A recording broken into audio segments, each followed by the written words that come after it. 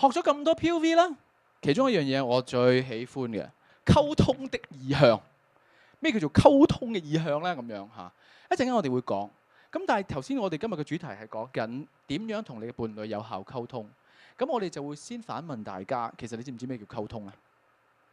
講嘢只係講嘢啫嚇，佢唔係溝通啊。溝通高深少少嚇。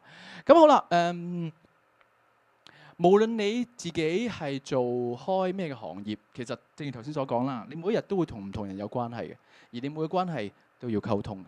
咁所以呢，就算你今日未必可以攞到一啲端倪，關於點樣同你嘅伴侶溝通，但係你嚟緊會講嘅關於溝通呢，如果你明呢，你會大大提升你平時喺你嘅工作間嘅溝通能力，同你嘅顧客溝通能力，同你嘅上司嘅溝通能力，甚至同你嘅男朋友嘅外母外父，所有係人，你就需要好好知道其實溝通係咩回事啦。簡單來説，就一定係有個互動噶啦。即係我信息 output，咁跟住佢講完之後，咁我就聽啦。永遠就係一個咁嘅交流，就係一個簡單係一個interaction 嘅互動啦嚇。咁我哋今日想同你講咧，係你可能從來都未聽過嘅嚇。喺我哋心理學嘅範疇咧，我哋有啲溝通比較好細分嘅嚇。咁細分程度去到咩咧？好啦，第一個，譬如我同阿 May 講，今日有冇食飯啊？咁樣。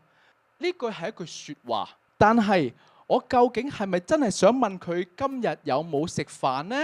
其實大家做咗咁耐嘅成年人，你都知道呢個開場白嚟嘅啫。我真正溝通緊嘅係另一個層次嘅嘢。咁好啦，所以老實講，我先話俾你知啦。你平時真正每日溝通，你只純語言地去解讀，佢只係佔7%。即係咩意思呢？譬如我同Teresa 傾偈啦，可能我傾完呢個 project 講完3分鐘啦，係咪冇讀錯啊嘛？係嘛？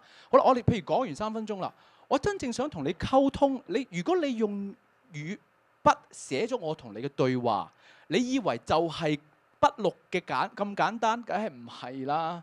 我入邊有好多想同你暗示啊溝通嘅東西，你每日都係做緊㗎。最容易明。你耐唔耐都會俾老闆召入去開會㗎？一坐低呢排點啊？你估佢真係想知你呢排點啊？你由佢個語氣啊、個姿態啊、嗰陣氣啊、嗰個時間啊，你已經知道你邊係想知我呢排點啊？咁樣嚇。咁所以如果你只係演繹你近來怎麼樣了，咁你太傻啦！呢句説話其實唔重要㗎。你真正要溝通咧，第一個叫做次語言，即係咩咧？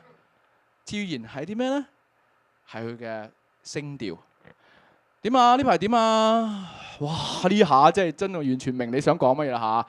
呢啲咧就唔係嗰句語言嘅，係佢嘅語調啦、標點啦、感嘆啦，呢啲係即係嗰陣氣，即係傳到就傳到，明到就明到嗰啲次語言。另外仲有一個叫視覺語言，視覺語言就係你可以 visually 睇到嘅，例如。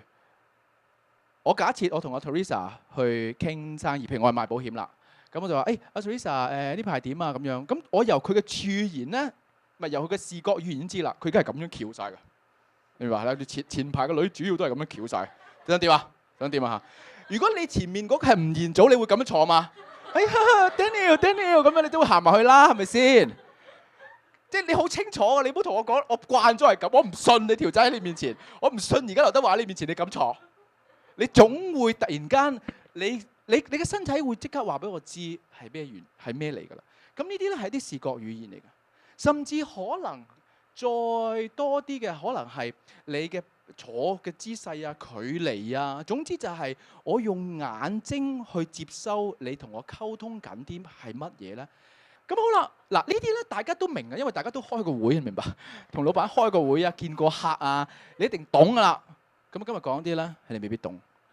呢個叫做 subconscious mind， 潛意識。潛意識係咩呢？意識即係你睇到、認知到嘅。我見到呢個樽係一個樽嚟嘅，我馬上可以認知到嘅就係意識啦。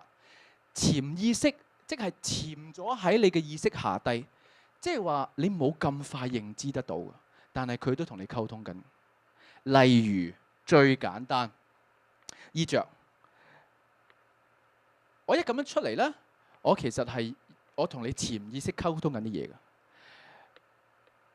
你可能聽過好多個講座，通常個講座講師都會着西裝，或者佢會較為專業打扮。但係我有冇西裝咧？屋企有，但我今日唔選擇着，因為我唔選擇想同你溝通嗰樣嘢。我而家想講咩就係，我會呢個咁嘅顏色，點解我唔着紅色啦？我點解又唔着紫色啦？我着一啲較為踏實啲嘅啡色，即係想讓你知道我係一個好踏實嘅人嚇。咁但係咧，我隻鞋咧就着呢啲咁樣嘅Converse 嘅鞋咧，就係我其實屋企係有皮鞋，有對靚嘅，我今日係唔會着嘅。我係想讓你知道就係我哋雖然踏實，但係又都平和地 casual 嘅嚇。咁但係咧，可能我又會着一件咁嘅藍色衫。呢個藍色可能會令你覺得嗱，藍色咧係好多一啲譬如金融地方會用嘅，佢較為專業嘅顏色嚟嘅。如果你懂得色系咧，我今日用嘅色系咧係讓你知道，我如果着件粉紅咧，你嘅感覺又唔一樣。我今日着件藍咧，你會覺得又有少少較為平實啲嘅專業啊。咁但係 at the same time 咧，咁我今日又戴呢啲咁嘅眼鏡咧。我有一副咁求浮誇眼鏡，我係唔戴嘅，因為但我亦都有啲好正經嘅眼鏡，我都唔戴嘅。簡單來説，你透過呢一個新打扮咧，其實我同你溝通緊啲嘢嘅。你都去過啲鋪貼，可能兩間鋪貼賣嘢差唔多嘅，一間鋪頭乜嘢都冇嘅，一間鋪頭可能都係嗰個肥師奶，但係佢播住一啲可能愛情歌係好聽嘅，我聽你會揀耐啲衫㗎。佢有好多樣嘢喺你唔察覺嘅情況不斷咁樣發緊功。如果你唔識咧，你就會不斷被影響噶啦。